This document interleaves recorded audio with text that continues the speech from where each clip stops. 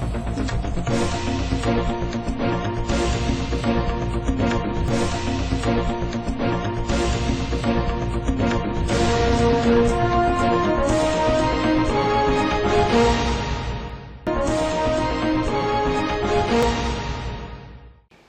દર્શક મિત્રો, લોકમત ન્યૂઝ ચેનલમાં હું ભૂમિ મહેતા આપનું હાર્દિક સ્વાગત કરું છું। સમાચારની શરૂઆત કરતા પહેલા નજર કરીશું આજના મુખ્ય સમાચારો પર। ગોરવા ગુજરાત હાઉસિંગ બોર્ડના રહીશોને પાલિકાની નિર્ભયતા શાખા દ્વારા નોટિસ આપતા રહીશોએ પાલિકા કચેરી ખાતે આવી આવેદનપત્ર આપી કરી રજૂઆત। વડોદરા શહેરમાં પોલીસને ચેલેન્જ આપી પોતાની કરતૂતોને અંજામ આપતા લૂંટારુઓ વહેલી સવારે માર્કેટ ખાતે ફ્રૂટ લેવા આવેલ વૃદ્ધ રાજમહેલ રોડ ઉપર લૂંટ્યા। એમએસ યુનિવર્સિટી કોમર્સમાં પ્રવેશ મામલે વિદ્યાર્થીઓનું આંદોલન યથાવત। વીસીને લોલીપોપ આપવા મુદ્દે સ્ટુડન્ટ પોલીસ વચ્ચે ઝપાઝપી થઈ તો એનએસયુઆઈએ રોડ પર ચક્કાજામ કરતા ટીંગાટોળી સાથે અટકાયત। હવે જોઈએ વિગતવાર સમાચાર। મહારાજ મૂવી સામે વિરોધ દર્શાવી રેલીનું આયોજન કરાયું હતું તથા બાપોદ પોલીસ મથકે નિવેદન આપ્યું હતું। ઓટીટી પ્લેટફોર્મ પર પ્રદર્શિત થનાર મહારાજ મૂવીમાં સનાતન હિન્દુ વૈષ્ણવોની આસ્થાને ઠેસ પહોંચે એવું ચિત્રાંકન કરવામાં આવ્યું છે। એવા આક્ષેપો સાથે મંગળવારે સાંજના ડોક્ટર વાગીશ બાવા, ગોપાલ બાવા, પરિશોધ બાવા, પંકજકુમાર ગોસ્વામી, વૈષ્ણવો, વિવિધ સામાજિક ધાર્મિક સંગઠનોના આગેવાનો, કાર્યકરો સહિત સેંકડો નગરજનો ધર્મધજા બેનર સાથે વાહન રેલીમાં જોડાયા હતા। વાઘોડિયા રોડ સુખધામ હવેલીથી પ્રસ્થાન કરાયેલી રેલી કલા દર્શન થઈ પરિવાર 4 રસ્તા, વૃંદાવન 4 રસ્તાના નિર્ધારિત રૂટ પરથી આગળ વધી બાપોદ પોલીસ સ્ટેશન પાસે સંપન્ન થઈ હતી। તે પૂર્વે પોલીસને મહારાજ મૂવી સામે વિરોધ દર્શાવતી અરજી સુપ્રત કરવામાં આવી હતી। કૃષ્ણ મંદિર જગદગુરુ સનાતન હિન્દુ ધર્મ જે રીતે અત્યારે પોતાની લાગણી દુભાઈને જીવી રહ્યું છે એવા ઓટીટી પ્લેટફોર્મ પર મહારાજા ફિલ્મ નામની એક પિક્ચર બતાડવામાં આવી રહી છે। જે પિક્ચર સનાતન હિન્દુ ધર્મના દેવી દેવતાઓનું અપમાન, ધર્મના આચાર્યોનું અપમાન અને સનાતન સંસ્કૃતિનું અપમાન કરવા જઈ રહ્યું છે। એના માટે સુખધામ વાઘોડિયા રોડથી આજે એક ભવ્ય રેલી જેમાં લગભગ 5000 વૈષ્ણવો અને સનાતન ધર્મ પ્રેમીઓ જોડાયા હતા। અનેકવિધ સંસ્થાઓ જોડાઈ હતી અને પોલીસ સ્ટેશન પર અમે અહીંથી ગયા। વાઘોડિયા રોડની સમગ્ર પરિક્રમા કરીને બાપોદ પોલીસ સ્ટેશનમાં જઈને અને હજારો કાર્યકરોએ ત્યાં નિવેદન આપ્યું અને એ નિવેદનને સરકાર સુધી પહોંચવાની એક ભગીરથ કાર્ય એ ત્યાંના પોલીસ સ્ટેશનમાં કહેવામાં આવ્યું।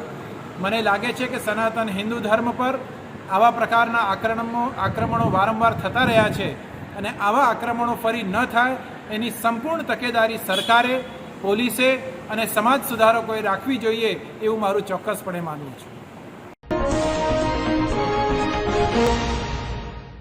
ડભોઈ પંથકમાં વરસાદી માહોલ છવાયો હતો। મેઘરાજાના આગમનથી ધરતીપુત્રો તથા લોકોમાં ખુશીની લાગણી જોવા મળી હતી। ઉનાળા દરમિયાન વધેલી ગરમીથી લોકો પરેશાની અનુભવી રહ્યા હતા અને ચોમાસાની રાહ જોઈ રહ્યા હતા। તે દરમિયાન ડભોઈ પંથકમાં મેઘરાજાનું આગમન થતાં વાતાવરણમાં ઠંડક પ્રસરી હતી અને અસહ્ય ગરમીથી રાહત મળી હતી। મેઘરાજાના આગમનને લઈ રોડ રસ્તા ભીંજાયા હતા। ઠેર ઠેર રોડ ઉપર પાણી જોવા મળ્યું હતું। તાલુકા પંથક સહિત નગરમાં મેઘરાજાની પધરામણીથી ખેડૂતોમાં ખુશીની લહેર જોવા મળી હતી। નગરના એસટી ડેપો, થરવાસા ચોકડી, શિનોર રોડ સહિત અનેક વિસ્તારમાં વરસાદ પડ્યો હતો। તાલુકાના ધરમપુરી, ચંદવાડા, થરવાસા, સાદોદ સહિત ગામોમાં વરસાદ પડ્યો હતો। ડભોઈ પંથકમાં વરસાદનું આગમન થતાં લોકોમાં ખુશીની લાગણી જોવા મળી હતી। નવાયાર્ડમાં રહેતા ફ્રૂટના વેપારી ખંડેરાવ માર્કેટ ફ્રૂટ લેવા જતા દરમિયાન લૂંટના શિકાર થયા હતા।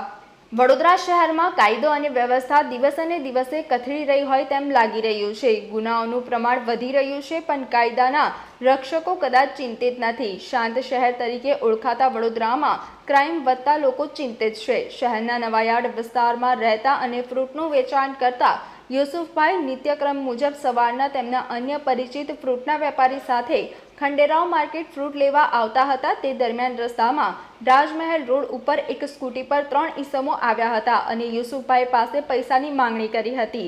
ના આપતા મારામારી કરી 4-5 હજાર કેશ લઈ લીધા હતા. યુસુફભાઈના સાથી આવી પહોંચતા ઈસમોને લૂંટારૂ ત્રિપોટીએ માર માર્યો હતો અને ફરાર થયા હતા. બનાવની જાણ 108 અને પોલીસને કરાઈ હતી, જેથી 108એ આવી યુસુફભાઈ તથા તેમના સાથી વેપારીઓને સારવાર અર્થે ખસેડ્યા હતા. યુસુફભાઈના જમાઈ વસીમ ખાન દ્વારા આ મામલે યોગ્ય કાર્યવાહી થાય અને શહેરમાં ક્રાઇમ ઓછો થાય, આરોપીને પકડી સજા કરાય તેવી માંગ કરી છે. हादसा हुआ सर मैं मार्केट जा रहा था हाँ और 5:25 का बाकी है. कहाँ से जा रहे थे? ये खंडेराव नवायार से खंडेराव मार्केट को और राजमहल रोड पे जा रहा था. फिर तो वहाँ जाके जो अपने नेपाली लोग लगाते हैं ना, वहीं पर क्या कहें एक लड़का मेरे साथ में जो था वो क्या कहें लेटरिन करने चला गया और मैं सीट पे बैठ गया. इतने में एक बाइक वाला आया, 3 जन बैठे हुए थे और उन्होंने आते कर मेरे से बोला कि तुम्हारे पास पैसे और मोबाइल है. मैंने ना बोला जैसे ही तो एक ने खीसे में हाथ डाल दिया, 5,500 रुपये निकाल लिए और दूसरे ने मोबाइल निकालने की कोशिश की ना, तो वो मेरा डंडा और वो उनके हाथ में एक पाइप था, उन्होंने फटाफट मारना चालू कर दिया ये. अब मैं बेहोश होके गिर पड़ा. फिर क्या हुआ उसके बाद? किसको आपने ये बताया? मेरा साथ वाला जो आया ना वहाँ से, तो वो भी बचाने के लिए भागा तो उसके भी एक मार दिया. तो अब मैं तो बेहोश था, तो मैंने ऐसे अपने मोबाइल, वो तो लोग भाग गए, मैंने मोबाइल से वो साथी से कहा, मैंने बोला फ़ोन कर, तो उसको नंबर नहीं आता. एक साइकिल वाला आया तो उसने बेचारे ने एम्बुलेंस बुलाई और 100 नंबर पे फ़ोन किया. फिर बाद में पुलिस आई थी? पुलिस में अब मुझे मालूम नहीं वहाँ आई कि नहीं. मैं तो एम्बुलेंस लेके मेरे को यहाँ आ गई. उनको खड़ा करेंगे तो आप पहचान लेंगे कौन है? उनको खड़ा करेंगे तो पहचान 2 लेंगे? लड़कों को पहचान लूँगा. तीसरा जो था ना बाइक पे बैठा, तो वो तो एकदम बैठा के फिर एक ही कौन सी गाड़ी पे आए? वो मोटरसाइकिल है, एक्टिवा है जो क्या कहा नहीं साहब, वहाँ कैमरा लगा हुआ है. जिस जगह वो हुआ ना हादसा, वहाँ कैमरा लगा हुआ है रोड पे. क्या नाम है आपका? यूसुफ भाई, कहाँ रहते हो? નવાયાર રમણેકલાની 4. जी શું ઘટના બની? આ જે છે ને આ મારા સસરા થાય છે રિલેશનમાં. હવે આ ફ્રૂટની લારી ચલાવે છે. રોજ એ લોકો નવાયારથી ખંડેરાવ માર્કેટ સુધી એ ફ્રૂટ લેવા જાય છે. પછી આજે રોજ જેવી આજે પણ આજે જતા હતા. એના જોડે બીજી એક લારીવાળો હતો. આ 2 જણ લારી લઈને ખંડેરાવ માર્કેટ જતા હતા. રાજમહેલ રોડ પર જ્યારે પહોંચ્યા ને તો એના જે જોડે હતા એને એક નંબર આવી શું કરવા જતો રહ્યો ને ત્યારે એ એકલો રોડ પર ઊભા હતા. પાછળથી એક સ્કૂટી પર 3 માણસ આવ્યા. એને એકલા જોઈને એનાથી પૈસા માંગવાની કોશિશ કરી કે તમે પૈસા આપો. તો એ ના આપ્યો તો એના જોડે મારામારી કરવા લાગ્યા અને એના પાસે 4-5 હજાર રૂપિયા હતા કેશ. આ લઈ લીધા. પછી એને મારવા લાગ્યા. પછી એના જોડે જે માણસ હતું ને એ પણ એને જોઈને આવી ગયો. તો બંને માણસને માર મારી છે પટ્ટાથી અને દંડાથી. હવે મારા સસરાને માથા પર દંડો માર્યો છે, એનો ફાટી ગયો છે. 4-5 ટાંકા આવ્યા છે એને. અને બીજા માણસને પણ પટ્ટા લાગ્યા છે. પે સ્પોટ પર છે ત્યાં માણસ. અને 100 નંબર પર કોલ કર્યા હતા જાણકારી માટે. તો અને 108માં ફોન કર્યો. 108 એને લઈને આવી છે અહીંયા. પછી 100 નંબર પરથી માણસ આવીને જોઈને ગયા છે. હમણાં હવે FIR બાકી છે, એ લખવાનું શું બાકી. માંગણી છે તમારી? અમારી એ જ માંગણી છે કે આ ગરીબ માણસ છે, હવે એના એકલા કમાવા, એની ઉંમર જોઈ શકો તો તમે 70-60 વર્ષની ઉંમર છે. આ ઉંમરમાં એ મહેનત કરીને આપણું ઘર ચલાવે છે.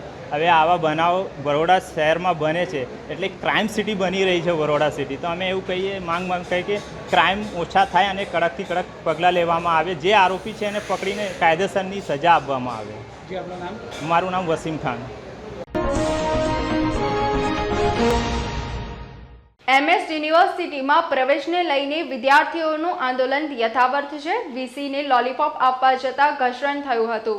MS યુનિવર્સિટી VCએ ગઈકાલે સ્થાનિક વિદ્યાર્થીઓ માટે 1400 બેઠક વધારવાનો નિર્ણય કર્યો હતો.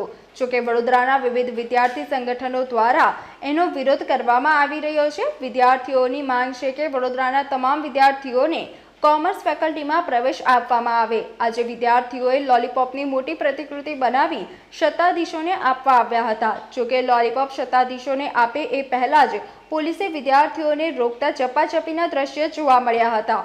પોલીસે વિદ્યાર્થીઓની લોલીપોપ તોડી નાખી હતી. પોલીસે લોલીપોપ ખેંચવાનો પ્રયાસ કરતા વિદ્યાર્થીઓ ખૂબ જ આક્રોશિત થયા હતા. વિદ્યાર્થીઓએ એક જ માંગણી છે કે વડોદરાના તમામ સ્થાનિક વિદ્યાર્થીઓને કોમર્સ ફેકલ્ટીના પ્રથમ વર્ષમાં પ્રવેશ આપી દેવામાં આવે. AGSUના વિદ્યાર્થી અગ્રણીએ જણાવ્યું હતું કે અમે સ્થાનિક વિદ્યાર્થીઓ માટે આંદોલન કરી રહ્યા છીએ. ગઈકાલે VC સ્ટેટમેન્ટમાં એવું બોલ્યા કે 1400 સીટનો વધારો કરવામાં આવ્યો છે, પરંતુ પહેલા દિવસથી એક જ માંગ છે કે તમામ સ્થાનિક વિદ્યાર્થીઓને પ્રવેશ મળવો જોઈએ. પાલિકાની સભામાં આશિષ જોશીએ વિવિધ મુદ્દે રજૂઆત કરી હતી. ભાજપના જ કાઉન્સિલરો સભામાં આક્રમક મૂડમાં જોવા મળ્યા હતા, જેમાં ભાજપના કાઉન્સિલર આશિષ જોશીએ તો કોર્પોરેશનના અધિકારીઓને જાણે શહેરને વેચવા કાઢ્યું હોય તેવા આક્ષેપો કર્યા હતા તથા મહારાજા સર સયાજીરાવ ગાયકવાડે સ્થાનિક વિદ્યાર્થીઓને અભ્યાસમાં તકલીફ ન પડે તેના માટે બનાવેલ MS યુનિવર્સિટીમાં આજે સ્થાનિક વિદ્યાર્થીઓને પ્રવેશ માટે 48 ડિગ્રી તાપમાનમાં વલખા મારવા પડે અને એ જ વિદ્યાર્થીઓને આપણે ફર્સ્ટ વોટર તરીકે પ્રોત્સાહિત કર્યા હોય, ત્યારે સ્થાનિક વિદ્યાર્થીઓ તેમજ કોર્પોરેશનમાં પણ ખાલી પડેલ જગ્યા ઉપર સ્થાનિક યુવકોને 10% વધુ માર્ક આપી પ્રથમ પ્રાયોરિટી આપવા માંગ કરી હતી. અત્રે ઉલ્લેખનીય છે કે લોકસભાની ચૂંટણીના પરિણામ બાદ કોર્પોરેશનમાં જેટલી પણ સભા મળી તે તમામ સભામાં ખુદ ભાજપના જ કાઉન્સિલરો હાલ વિકાસના કામોને લઈ આક્ષેપોનો મારો કરી રહ્યા છે. આજે મેં વડોદરા શહેરના સ્થાનિક લોકોની લાગણી, જે સ્થાનિક લોકો છે એને ક્યાંક ને ક્યાંક અન્યાય થઈ રહ્યો છે એ બાબત પર ધ્યાન દોર્યું. આપ જોઈ શકો છો કે યુનિવર્સિટીમાં બાળકો એડમિશન માટે આંદોલન કરી રહ્યા છે. આ વડોદરા શહેરમાં પાછલા દિવસોમાં જુનિયર ક્લાર્કની 552 ભરતીઓ કરવામાં આવી છે. એમાં પણ ક્યાંક ને ક્યાંક સ્થાનિકો ખૂબ જ ઓછી સંખ્યામાં છે.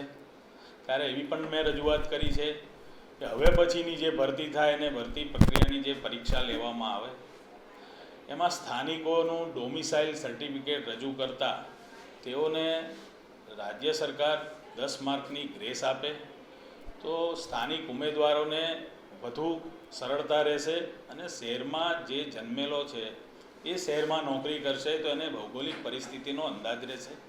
શહેરના વિકાસમાં બી એ કામ ઉપયોગી થશે. યુનિવર્સિટીમાં સ્થાનિક વિદ્યાર્થીઓનો જે વિષય છે, વર્ષોથી યુનિવર્સિટીમાં લોકો ભણીને ખૂબ સારો બુદ્ધિજીવી વર્ગ આજે વડોદરા શહેરને સેવા આપી રહ્યો છે અને એમાંના આજે મેં કેટલાક બુદ્ધિજીવી વર્ગને પણ આંદોલનમાં જોયા ત્યારે ખરેખર દુઃખ થાય કે આ સર સયાજીરાવની નગરીને, સયાજીરાવનો આત્મા પણ અત્યારે એવું વિચારતો હશે કે મારી બનાવેલી આ યુનિવર્સિટી મારા વાલા વડોદરાને, મારા વાલા વડોદરા વાસીઓને આજે એડમિશન જો ન મળતું હોય તો એ ખૂબ જ ગંભીર બાબત છે. એ બાબતનું આજે મેં ધ્યાન દોર્યું છે. શહેર વેચવા કાઢ્યું છે એને મુદ્દો તમે લીધો છે.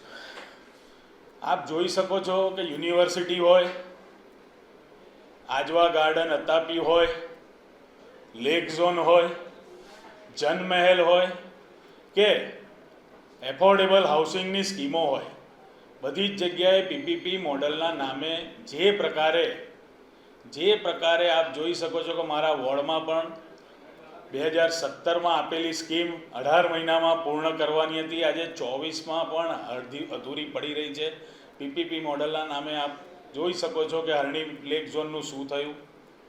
એટલે હું એવું માનું છું કે આ શહેરને ખરેખર કડકાઈથી પગલાં ભરી અધિકારીઓ પર કડકાઈથી પગલાં ભરીને જ્યારે દરખાસ્તો આવતી હોય અને એવા પ્રકારની દરખાસ્તો જેમાં શહેરના નાગરિકોને ઓછો ફાયદો થતો હોય એવી મંજૂર જ ના કરવી જોઈએ ને લાવી જ ના જોઈએ. જ્યારે એ અધિકારીઓ શહેરના નાગરિકોના પૈસાથી એમના પગાર ચૂકવાય છે ત્યારે એમની જવાબદારી છે કે આ શહેરના નાગરિકોને સારી સુવિધા મળે, નહીં કે કોઈ કોન્ટ્રાક્ટરોને સારી સુવિધા મળે. સભામાં તમને યોગ્ય જવાબ મળ્યો છે કે સભામાં રજૂઆત કાયમ કરતા આવ્યા છીએ. મારી કાયમ પ્રજાહિતની રજૂઆત હોય છે. યોગ્ય જવાબ આજે નહીં તો કાલે મળશે, નહીં તો મને ચોક્કસ ખબર છે કે આ શહેરના નાગરિકો યોગ્ય જવાબ આપશે.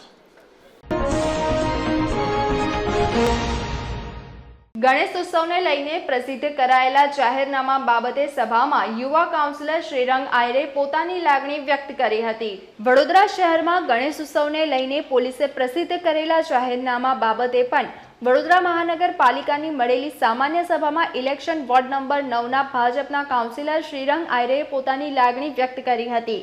ગણેશજીના ઉત્સવમાં મૂર્તિની હાઇટ સહિતની પાબંદી બાબતે મેયર પિંકીબેન સોનીએ પોલીસ કમિશનરનું ધ્યાન દોરવું જોઈએ અને આ નિયમો અંગે તંત્ર ફરી વિચારે તેમ તેમણે સભાના ફ્લોર પરથી જણાવ્યું હતું. ગણેશ ઉત્સવ માટે રેલી યોજવી પડે તે કેટલું યોગ્ય તેવા અનેક સવાલો ઊભા કર્યા હતા. કેમ માત્ર ગણેશ ઉત્સવ દશામા જેવા હિન્દુ તહેવારોમાં જ પાબંદી લાદવામાં આવે છે તેવો પણ સવાલ ઉઠ્યો હતો.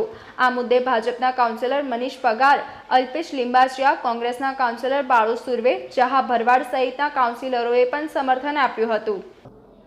જેવી રીતે વાત કરું, વડોદરા શહેર સંસ્કારી નગરી છે, ધર્મપ્રિય નગરી છે અને ધર્મની નગરીની અંદર જ્યારે પણ મહારાષ્ટ્ર પછી જો ગણેશ ઉત્સવ મનાવવામાં આવતો હોય તો એ વડોદરા શહેર છે. વડોદરા શહેરની અંદર તમામ યુવાનો દ્વારા આ ગણપતિ મંડળના દ્વારા મૂર્તિઓ બેસાડવામાં આવે છે અને મૂર્તિની સાઇઝને જ્યારે માનનીય પોલીસ કમિશનર શ્રી દ્વારા એક અહેવાલ બહાર પાડવામાં આવ્યો છે કે મૂર્તિનું એક કદ હોય ને એ કદ કરતાં ઊંચી જો મૂર્તિ હશે તો તેના પર એક્શન લેવામાં આવશે. તો ક્યાંક ને ક્યાંક આ ધર્મપ્રિય નગરી છે ને ધર્મની સાથે લોકોની આસ્થા જોડાયેલી છે. એ આસ્થાના સાથે સાથે હું એટલું કહેવા માગું છું કે જ્યારે લોકોની આસ્થા જોડાયેલી હોય ત્યારે કોઈ કદ કે કોઈ વજન નથી હોતું. મૂર્તિ હોય છે ને લોકોની આસ્થા સાથે પૂજા કરતા હોય છે.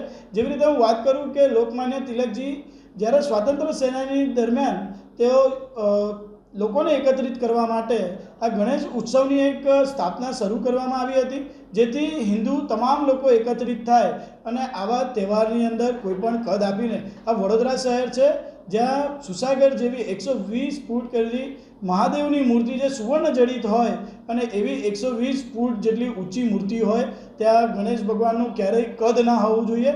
ગણેશ બાપાની આસ્થા સાથે જોડાયેલી છે.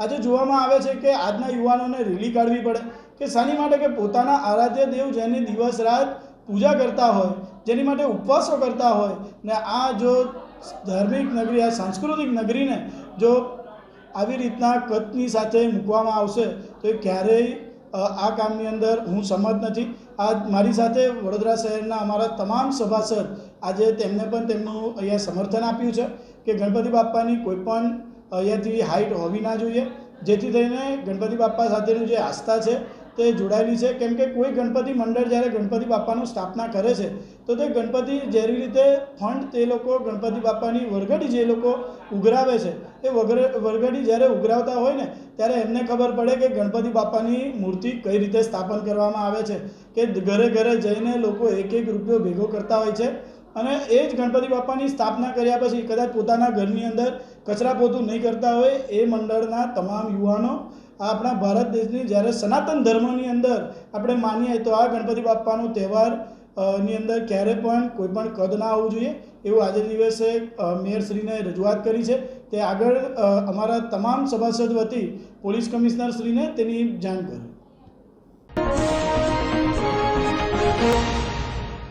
વડોદરા મહાનગરપાલિકાની વડી કચેરીના કોન્ફરન્સ હોલમાં આજે મહત્વપૂર્ણ બેઠક મળી હતી. વડોદરા મહાનગરપાલિકાની વડી કચેરીના કોન્ફરન્સ હોલમાં આજે મહત્વપૂર્ણ બેઠક મળી હતી. આ બેઠક ગુજરાત હાઉસિંગ બોર્ડના જર્જરિત મકાનો સંદર્ભે મળી હતી. મેયર પિંકીબેન સોનીના અધ્યક્ષસ્થાને મળેલી બેઠકમાં ડેપ્યુટી કમિશનર અર્પિત સાગર, સાંસદ ડોક્ટર હેમાંગ જોશી, રાવપુરા વિધાનસભા બેઠકના ધારાસભ્ય અને ગુજરાત સરકારના મુખ્ય દંડક બાલકૃષ્ણ શુક્લ, પાલિકાની સ્થાયી સમિતિના અધ્યક્ષ ડોક્ટર શીતલ મિસ્ત્રી, ધારાસભ્ય કેયુર રોકડિયા, ચૈતન્ય દેસાઈ ખાસ ઉપસ્થિત રહ્યા હતા. રાજકોટ ખાતે આગ દુર્ઘટના બાદ બીજી કોઈ દુર્ઘટના ગુજરાતમાં ન બને તે માટે તંત્ર કડક રાહે કાર્યવાહી કરી રહ્યું છે. તેમાં ગુજરાત હાઉસિંગ બોર્ડના જર્જરિત મકાનોને નોટિસ પાઠવવામાં આવી છે. જોકે એક સાથે હજારોની સંખ્યામાં મકાનોની નોટિસ પાઠવવામાં આવતા આ મામલે લાભાર્થીઓમાં રોષની લાગણી જોવા મળી રહી છે. જે બાબતે આજે કોઈ ઉકેલ લાવવા આ બેઠકનું આયોજન કરવામાં આવ્યું હતું, જેમાં ગુજરાત હાઉસિંગ બોર્ડના વડોદરા વિભાગના જવાબદાર અધિકારીઓ હાજર રહ્યા હતા. બેઠકના અંતે રીસર્વે કરવાની સહમતિ સાધાઈ હતી અને કેટેગરી વાઇઝ મકાનોને વિભાજિત કરી સૌથી વધારે ભયજનક મકાનોને ઉતારવા સહિતની કામગીરી કરવા માટેના નિર્ણયો લેવામાં આવ્યા હતા. આ બેઠક પૂર્ણ થયા બાદ બેઠકમાં હાજર સાંસદ ડોક્ટર હેમાંગ જોશી, મેયર પિંકીબેન સોની, દંડક બાલકૃષ્ણ શુક્લ, ધારાસભ્ય કેયુર રોકડિયા અને ચૈતન્ય દેસાઈએ માહિતી આપી હતી. તો બેઠકમાં થયેલી ચર્ચા અને તેના અનુકરણ અંગે ગુજરાત હાઉસિંગ બોર્ડના કાર્યપાલક ઇજનેર અમિત મેનકરે માહિતી આપી હતી. એમના દ્વારા જાહેર કરવામાં આવ્યું કે જર્જરિત છે અને લગભગ 3000થી 5000 સુધીના સંખ્યાના આ યુનિટ છે. તો ત્યારે એક સાથે આટલા બધા જ યુનિટમાં જર્જરિત મકાનો જે છે તો એની કઈ શ્રેણી છે, જેમ કે એમાં કેટેગરી વાઇઝ ડિવાઈડ કરી શકીએ કે એ કેટેગરી, બી કેટેગરી ખરેખર ખૂબ જર્જરિત છે અને જેમાં રહેવું ખરેખર જોખમી છે. તો એવા કેટલા છે? તો આજની આ બેઠક જે ગુજરાત હાઉસિંગ બોર્ડના અધિકારીઓ અને વડોદરા મહાનગરપાલિકાના અધિકારીઓશ્રીઓ ને સંયુક્ત સાથે ઉપસ્થિત રાખી અને અમારા સાંસદ સભ્યશ્રી, અમારા ધારાસભ્યશ્રીઓ, સ્ટેન્ડિંગ સમિતિના ચેરમેનને અમે બધાએ બેઠક કરી અને ચર્ચા વિચારણા કરી કે આને કેટેગરી વાઇઝ ડિવાઈડ કરીએ. કોઈકમાં મોટું રિપેરિંગ કરવાની જરૂરિયાત હોય, કોઈકમાં કદાચ કોઈ નાનું રિપેરિંગ કરવાની જરૂરિયાત હોય, પણ આખા બિલ્ડિંગને એના માટે આપણે ઉતારી પાડવું જરૂરી ન પણ હોય. એટલે ફરી એક વખત બંને ગુજરાત હાઉસિંગ અને વડોદરા મહાનગરપાલિકા બંને ટીમ ભેગી થઈ અને ફરી એક વખત આ સ્ટ્રક્ચર સ્ટેબિલિટી માટે ત્યાં વિઝિટ કરશે અને કેટેગરી વાઇઝ ડિવાઈડ કરીશું કે ખરેખર કેટલા તોડી પાડવા જેવા છે અને એ પછી જેટલા પણ ખરેખર તોડી નાખવા જેટલા હશે એમને ટ્રાન્સફર કરવા માટે શું કરી શકીએ. તો આ બાબત અંગે અમે ચર્ચા વિચારણા કરી અને આગળ જે તે અધિકારીઓ છે એમના દ્વારા ઉપર પણ આ બધી જ માહિતીની ચર્ચા કરવામાં આવશે અને પછી આગળ ચર્ચા વિચારણા કરી અને યોગ્ય નિર્ણય લેવામાં આવશે. ખાસ કરીને વાત કરી કે રીસર્વે કરવાની કામગીરી કરવામાં આવે છે. પહેલા સર્વે કરેલો ત્યારે આ નિરાકરણ કેમ આવ્યું તો સર્વે કરેલો હતો ચોક્કસ, પણ હવે જ્યારે અમે આજે બધાએ સંયુક્ત બેઠક કરી છે ત્યારે અમે નિષ્કર્ષ પર એ આવ્યા કે પહેલાં તાત્કાલિક હમણાં એક સાથે આટલા બધા જ મકાનોને આપણે ન તો આપણે શિફ્ટ કરી શકીએ, ન તાત્કાલિક તોડી શકીએ. ઘણી વખત એવું હોય છે કે ધારો કે ફોર એન એક્ઝામ્પલ કોઈ જે બિલ્ડિંગ છે એની ટેરેસની સ્ટેબિલિટીના કારણે આખી બિલ્ડિંગને સ્ટ્રક્ચર સ્ટેબિલિટીમાં કંઈક મૂકવામાં આવ્યું હોય તો કોઈક વખત એ ટાંકી દૂર કરવાથી આપણે તેનો ઓપ્શન બીજો રેડી કરવાથી નાના મોટા કંઈક જગ્યાએ જો વધારે પડતું અંદર ડેમેજ નથી અને નાના મોટા રિપેરિંગથી એ કામ ચાલી શકે કે કેમ તેવું છે કે નહીં આ જોવા માટે ફરી એક વખત બંને હાઉસિંગ બોર્ડવાળા, ગુજરાત હાઉસિંગ બોર્ડ અને વડોદરા મહાનગરપાલિકા આ બંને ટીમ જશે અને કેટેગરી વાઇઝ એને કેટેગરીકલી ડિવાઈડ કરવામાં આવશે કે કેટેગરી એ, કેટેગરી બી અને સંપૂર્ણ જર્જરિત. પછી એ વડોદરા મહાનગરપાલિકાના બિલ્ડિંગ્સ છે, સરકારના છે, ગુજરાત હાઉસિંગ બોર્ડના છે કે ખાનગી છે, પણ જેમાં આ સ્ટ્રક્ચર સ્ટેબિલિટીનો ઇસ્યુ છે એને ફરી એક વખત એને ભેગા મળી અને એની વિઝિટ કરવામાં આવશે. પહેલાંના રિપોર્ટ પ્રમાણે જે કર્યું છે એમાં 999 એવા બિલ્ડિંગમાં આવે છે કેટેગરી એટલા યુનિટ એવા છે કે જેને ફરી અમારે વિઝિટ કરવી પડશે. એટલે એ વિઝિટ કરી અને ખરેખર ખૂબ જર્જરિત કે જેમાં રહેવું ખરેખર જોખમી છે. કદાચ કોઈક વાવાઝોડું કે એવી કોઈ અસરથી પણ એને નુકસાન થઈ શકે એવું હોય તો ત્યારે આ નાગરિકોની સુરક્ષા. આજે મિટિંગનું આયોજન કરાયું છે. સ્થાનિકો નિર્ભયતાની નોટિસ પાઠવી છે જેને લઈને વિરોધ પણ કરી રહ્યા છે. શું નિર્ણય લેવામાં આવી રહ્યો છે? ના, મિટિંગ હજુ ચાલુ જ છે. આ મિટિંગમાં કોર્પોરેશનના તમામ પદાધિકારીશ્રીઓ સાથે ગુજરાત હાઉસિંગ બોર્ડના અધિકારીશ્રીઓ, અમારા સાંસદશ્રી, મેયરશ્રી, ચેરમેનશ્રી, ધારાસભ્યશ્રીઓ બધા જ સાથે બેસીને આની ચર્ચા કરી રહ્યા છે. ચૂંટાયેલા તમામ પ્રતિનિધિઓની એક જ વાત છે કે માનવતાના ધોરણે એનો વિચાર કરીને અને કોઈનું જાનમાલનું નુકસાન ના થાય આ બંને વિષયો હાથમાં લઈને ટેકનિકાલિટી ચકાસીને પછી જ એનો નિર્ણય લેવાય આ વાત કરેલી છે. સાહેબ, જે રીતનું માહોલ છે કોઈ એવો સર્વે આપના દ્વારા કરાયો છે કે ટોટલ આટલા મકાનો છે આમાંથી અત્યારે આપણે આટલા મકાનો ટોપ પ્રાયોરિટી કોઈ પ્રાયોરિટી નક્કી થઈ છે? ગુજરાત હાઉસિંગ બોર્ડનો સર્વે થયેલો છે એ પ્રમાણે જ ચર્ચા ચાલે છે. કઈ પ્રાયોરિટી આપે શું સજેશન આપ્યું છે અત્યારે? ના, અમે જે સજેશન આપ્યું એમાં એક જ વસ્તુ છે કે જે તદ્દન કદાચ એવા મકાનો છે કે જે પડી જ જશે એવાને ઉતારીને એ લોકોની જાનમાલની રક્ષા કરવી જોઈએ. બાકી જે સમારકામ કરી શકાય છે અને જેના કારણે મકાનોનું હજુ થોડી સ્ટેબિલિટી વધી શકે છે એના માટેનું એક અલગ આયોજન કરવાનું છે. લોકો વૈકલ્પિક જગ્યા એવું કહે છે કે અમે વૈકલ્પિક જગ્યા માંગી રહ્યા છે લોકો વૈકલ્પિક જગ્યા આ વિષય એવો છે કે જમીન છે ગુજરાત હાઉસિંગ બોર્ડની અને એ માલિકો છે, એટલે વૈકલ્પિક જગ્યાની જવાબદારી આમ તો કોર્પોરેશન, હા, એટલે એ કોર્પોરેશનનો એ વિષય નથી આવતો, પરંતુ હાઉસિંગ બોર્ડ દ્વારા વારંવાર આ પ્રકારના જેને આપણે રિસ્ટ્રક્ચર કહેતા હોય છે કે નવીન એ જગ્યા પર મકાનો બનાવવાની જે વાત આવે છે એના માટેનો પ્રોસેસ ચાલુ હોય છે, એમાં કદાચ કંઈક નિર્ણય આવશે. હવે એ હાઉસિંગ બોર્ડનો વિષય છે. Thank you.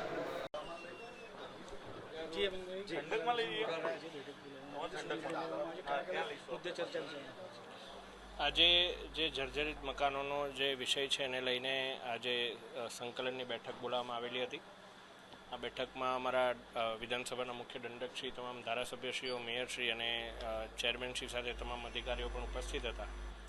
જે વિષયમાં વિવિધ ધારાસભ્યશ્રીઓએ આપને જાણ કરી કે જે બાબતોની ચર્ચા થઈ એના ઉપરાંત જે BU સર્ટિફિકેટ અને ફાયર NOCને લઈને વિવિધ બિલ્ડિંગો, વિવિધ દુકાનો અને વિવિધ સંસ્થાઓને સીલ મારવાની કામગીરી જે કરવામાં આવે છે એને કારણે લોકોને જે તકલીફ પડી રહી છે એ બાબતે અમે અધિકારીશ્રીઓને અવગત કર્યા અને અમે એમને તાકીદ કરી કે જો BU સર્ટિફિકેટ એમની પાસે ના હોય અને તેઓ નિયત સમય મર્યાદામાં જો આપને એફિડેવિટ આપે અને તેઓ આપને બાંહેધરી આપે કે અમે BU સર્ટિફિકેટ માટેની સમગ્ર પ્રક્રિયા પૂર્ણ કરી કાયદાકીય પ્રક્રિયાનું પાલન આટલા ચોક્કસ દિવસોમાં કરી આપીશું, તો આપણે એના રહેમ રાહે એ જગ્યા આપણે એને સીલ ખોલી આપવું જોઈએ. જો એમાં કોઈ પ્રકારનો જાનમાલનો વિષય આંખે દેખાતી નજરે આપણે ના દેખાતો હોય તો એમના ધંધા રોજગાર પર અસર ના પડે એવા પ્રકારનું આપણે એક માનવતાભર્યું પગલું લેવું જોઈએ. અને સાથે સાથે જો એફિડેવિટમાં નિયત સમય મર્યાદા લખ્યું હોય કે આટલા સમયમાં અમે BU સર્ટિફિકેટ આપીશું, તો કોર્પોરેશન દ્વારા પણ એ પ્રકારનો સહકાર મળે કે આટલા સમય મર્યાદામાં એમને BU સર્ટિફિકેટ ઇસ્યુ પણ થાય અને એમાં પણ કોઈ પ્રકારનો એમને પ્રોબ્લેમ એ બાબતમાં ના થાય. એ બાબતની જે અમારા સર્વે પ્રતિનિધિઓ પાસે જે રજૂઆતો આવી હતી એ બાબતે અમે રજૂઆત કરી. તક્ષશિલા કાંડ પછી બી આ રીતે નોટિસો અને કાર્યવાહી કરવામાં આવી હતી, તેમ છતાં ફરીવાર હવે રહેમ નજર કેટલી વખત આપણે આપીશું, કેટલી વાર લોકોના માનવનો ભોગ લેવાશે? રહેમ રાહે ક્યારેય પણ માનવના ભોગે તો કોઈ પણ સર્ટિફિકેટ આપવામાં નહીં જ આવે. જ્યારે કાયદાકીય પ્રક્રિયા પૂર્ણ થશે ત્યારે જ આપણે BUનું એમને સર્ટિફિકેટ આપવામાં આવશું. ઘણીવાર આપને ખ્યાલ હોય તો BUની સાથે સ્ટેબિલિટી સર્ટિફિકેટ નામનું પણ એક વસ્તુ હોય. જો એમનું બિલ્ડિંગ સ્ટેબિલિટીવાળું ના જ હોય તો એમને તો BU માટેનું એફિડેવિટમાં પણ એમને ક્યારેય છૂટછાટ નહીં મળે, કારણ કે સ્ટેબિલિટી સર્ટિફિકેટ ના હોય તો એ ભયજનક સ્થિતિમાં હોય અને ભયજનક સ્થિતિમાં આવેલું કોઈ પણ બિલ્ડિંગને આપણે રહેમરાહે પણ મંજૂરી ના આપવી જોઈએ. એ બાબતે સર્વસંમત પણ છે ને એ બાબતનું સર્વે અધિકારીઓને પણ જ્ઞાન છે. પરંતુ માત્ર ને માત્ર પ્રોસિજરલ લેબ્સને કારણે કોઈ નાગરિકોના ધંધા રોજગાર પણ અસર પણ ના થાય એ બાબત પણ આપણે સૌએ વિચારવી જોઈએ. એ બાબતે યોગ્ય નિયમાનુસાર રજૂઆત કરવા માટે અમે રજૂઆત કરી છે.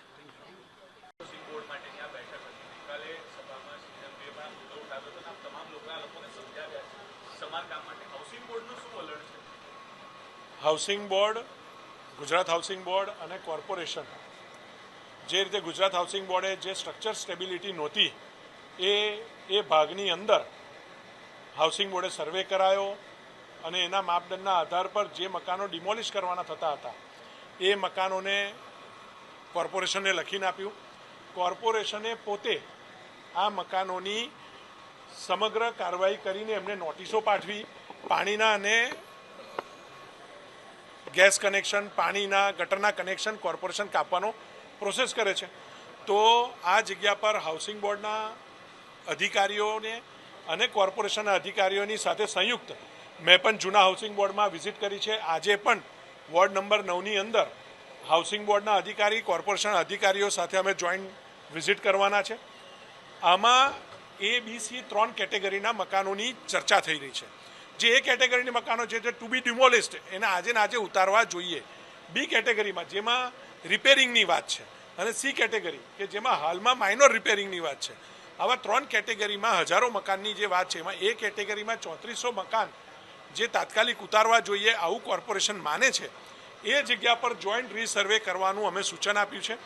ફરીવાર ગુજરાત હાઉસિંગ બોર્ડના અધિકારી અને કોર્પોરેશનના અધિકારી અમારી હાજરીમાં ત્યાં રીસર્વે કરી રહ્યા છે, જેમાં મેજર સ્ટ્રેન્થનિંગ કરીને આપણે આ કામગીરી બંધ કરાવી શકાય એમ છે.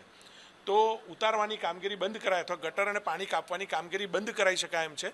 તેમાં જોઈન્ટ સર્વે ફરીવાર થાય અને એના આધાર પર નિર્ણય કરીને એ જગ્યા પર ફરીવાર સર્વે થતાં એમાં જેમાં મેજર રિપેરિંગ હશે તો જૂના હાઉસિંગ બોર્ડની અંદર ઘણા ટાવરવાળા તૈયાર થયા છે મેજર રિપેરિંગવાળા કરવા માટે, ત્યાં સ્ટ્રેન્થનિંગ કરવા માટે. એવી રીતે આજે અમૃતનગર ને એની આજુબાજુના વિસ્તારમાં પણ અમે જોઈન્ટ સર્વે કરીશું અને એના માધ્યમથી જે મેજર રિપેરિંગમાં જતા હશે તો એને મેજર રિપેરિંગની અમે સૂચના આપીશું. જે મકાનો સાવ ડિમોલિશ થાય એવા છે તો એમાં જ સરકારી ધારાધોરણ મુજબ કાર્યવાહી કરવાની થાય છે. તો આવા હજારો મકાનમાંથી કઈ 100 મકાનની અંદર આખો ડેટા શિફ્ટ થશે તો મને ચોક્કસ વિશ્વાસ છે લોકોને ફાયદો અને રાહત થવાની છે.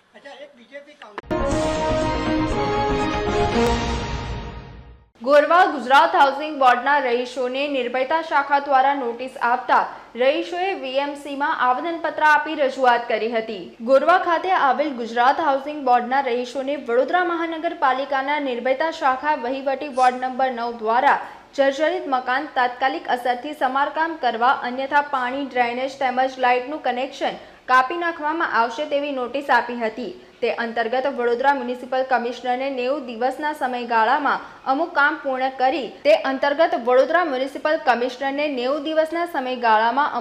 પૂર્ણ કરી સ્ટ્રક્ચર સ્ટેબિલિટીનું સર્ટિફિકેટ મેળવી રજૂ કરીશું તે બાબતની રજૂઆત કરવામાં આવી હતી. પણ મ્યુનિસિપલ કમિશનર ટ્રેનિંગ અર્થે બહારગામ ગયા હોવાથી તથા પોતાનો ચાર્જ કોઈને સોંપ્યો ન હોવાથી તમામ ગુજરાત હાઉસિંગ બોર્ડના રહેવાસીઓને હાલાકીનો સામનો કરવો પડ્યો હતો.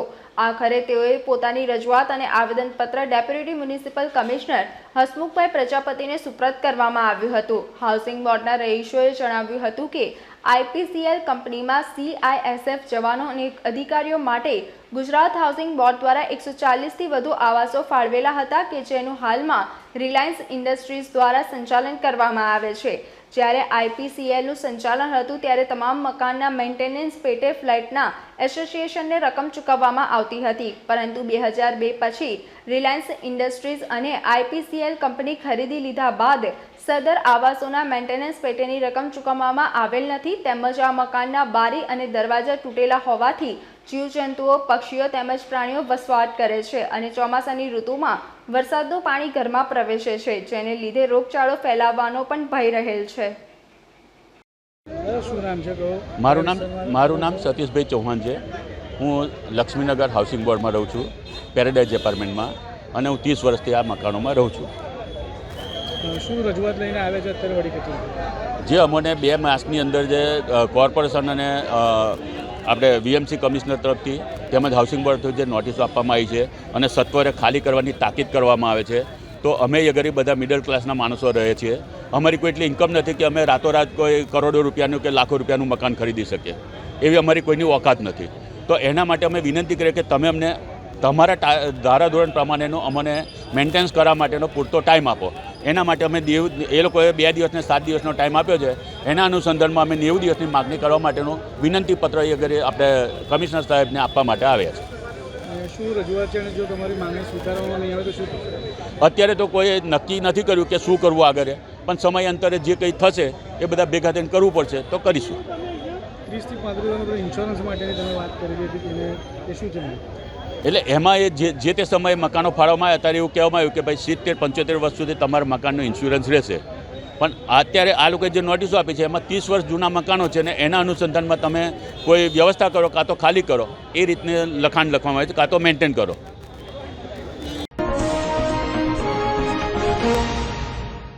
સુસાગર તળાવમાંથી પશુનો કપાયેલ પગ મળતા ઉશ્કેરાટ ફેલાયો હતો. સમગ્ર મામલે પોલીસે કાર્યવાહી હાથ ધરી હતી. વડોદરા શહેરમાં આવેલ ઐતિહાસિક તળાવ લોકોમાં આસ્થાનું સ્થાન ધરાવે છે. ભૂતકાળમાં આ તળાવમાં ગણેશ વિસર્જન પણ થતું હતું. સુસાગર તળાવમાં 111 ફૂટની સુવર્ણ જડિત પ્રતિમા સ્થાપવામાં આવેલ છે, જ્યાં શિવરાત્રી પર મહાઆરતી પણ યોજાય છે. આજરોજ સવારના એક ભાઈ તેઓના નિત્યક્રમ અનુસાર માછલીઓને ખવડાવવા માટે આવ્યા હતા, જ્યાં અચાનક તેમનું ધ્યાન તળાવમાં તરી રહેલી વસ્તુ પર ગયું હતું. તે કોઈ પશુનો કાપેલો પગ હોવાનું જણાતા ભારે ચકચાર મચી હતી. સુસાગર તળાવ પર સિક્યુરિટી પણ હોય છે, તેમ છતાં કોઈના આ કૃત્યથી લોકોની લાગણી દુભાય છે.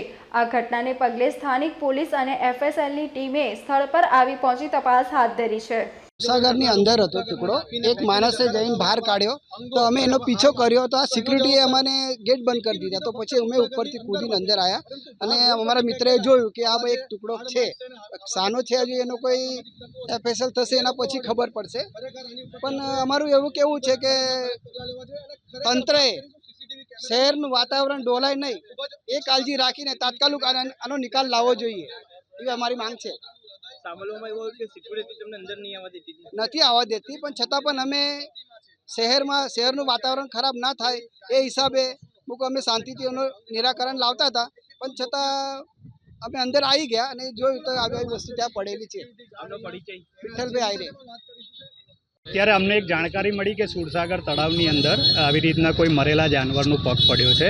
એટલે એક હૃદયની ભાવનાથી અમે લોકો અહીંયા આગળ તપાસ કરવા આવ્યા, કારણ કે સુરસાગર તળાવ બધાને ખબર છે કે એક આસ્થાનું પ્રતીક છે. આની અંદર પહેલાં અત્યારે બંધ છે, પણ પહેલાં ઘણા બધા શ્રીજીના વિસર્જન પણ થયેલા છે, ઘણી બધી મૂર્તિઓના વિસર્જન થયેલા છે અને વર્ષોથી સુરસાગર તળાવ શિવજીનું મૂર્તિ પણ મૂકેલી છે. એટલે આ એક પવિત્ર જગ્યા છે.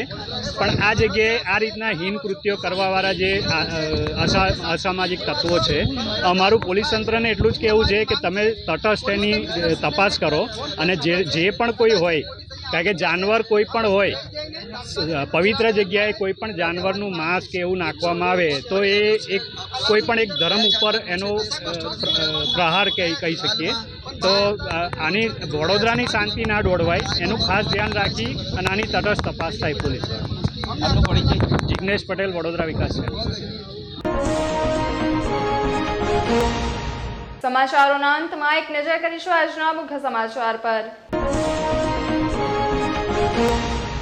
ગોરવા ગુજરાત હાઉસિંગ બોર્ડના રહીશોને પાલિકાની નિર્ભયતા શાખા દ્વારા નોટિસ આપતા રહીશોએ પાલિકા કચેરી ખાતે આવી આવેદનપત્ર આપી કરી રજૂઆત.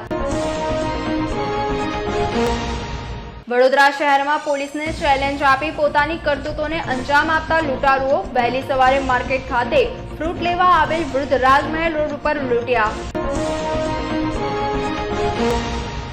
MS યુનિવર્સિટી કોમર્સમાં પ્રવેશ મામલે વિદ્યાર્થીઓનું આંદોલન યથાવત. VCને લોલીપોપ આપવા મુદ્દે સ્ટુડન્ટ પોલીસ વચ્ચે ઝપાઝપી થઈ તો NSUIએ રોડ પર ચક્કાજામ કરતા ટીંગાટોળી સાથે અટકાયત. તો આજના સમાચાર અહીંયા સમાપ્ત થાય છે. વધુ સમાચારો સાથે આવતીકાલે ફરીથી મુલાકાત થશે. ત્યાં સુધી લોકમત ન્યૂઝ ચેનલની સમગ્ર ટીમને રજા આપશો. નમસ્કાર.